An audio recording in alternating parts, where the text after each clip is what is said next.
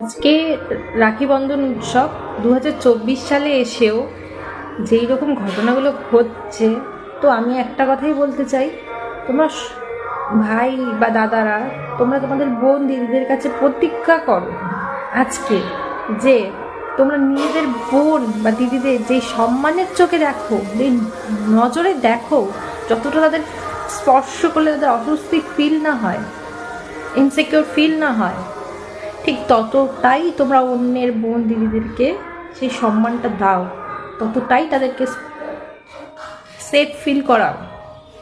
আজকে আমরা মেয়েরা বাসে, ট্রেনে, সব জায়গাতে আমরা ভিড় দেখলে আমরা যেতে ভয় পাই। আজকে তোমরাও তো কারোর বাড়ির দাদা ভাই, তাই না?